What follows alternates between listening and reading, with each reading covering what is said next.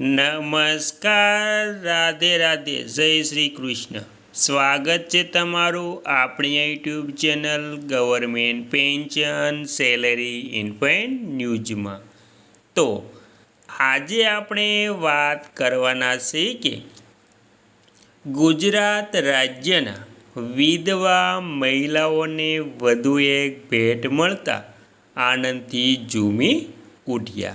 તો ગુજરાત રાજ્યના વિધવા મહિલાઓને એક મોટી ભેટ જાતા તમામ વિધવા બહેનો એટલે કે ગંગા સ્વરૂપા બહેનોમાં એક આનંદનો માહોલ જોવા મળી રહ્યો છે. તો કઈ મોટી ભેટ જાહેર કરવામાં આવી છે તેની સંપૂર્ણ વાત આજે આપણે આ વિડીયો મારફતે કરવાના છીએ.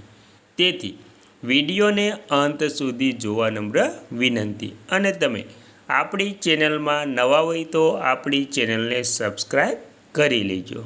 તો સંપૂર્ણ વાત વિગતવાર જાણીએ તો ગુજરાત સરકારે ગંગા સ્વરૂપા આર્થિક સહાય યોજના હેઠળ વિધવા મહિલાઓ માટે બજેટ વધારીને ₹2,848 કરોડથી વધુની જોગવાઈ કરી છે.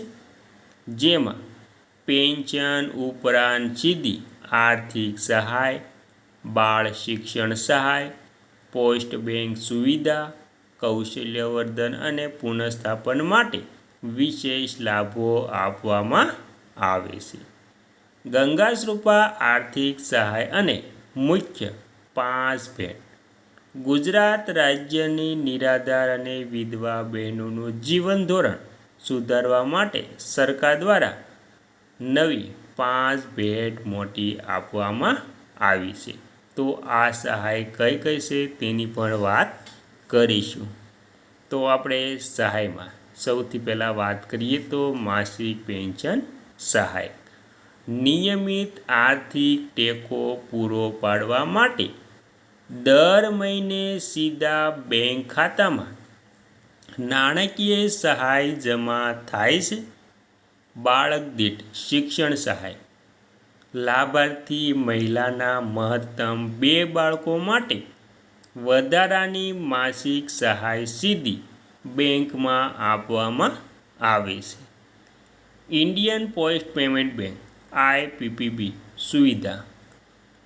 ઘરે બેઠા કે સરળતાથી પેન્શનના નાણાં મળી રહે તે માટે પોસ્ટ ઓફિસના માધ્યમથી નાણાં જમા કરવાની આધુનિક વ્યવસ્થા કરાય છે. પુનઃસ્થાપન અને તાલીમ યોજના. યુવતીઓ તથા ઓછી ઉંમરની વિધવા બહેનો માટે સ્વરોજગારી અને ટ્રેન તાલીમ દ્વારા આત્મનિર્ભર બનાવવાની તકો પૂરી પાડવામાં આવે છે.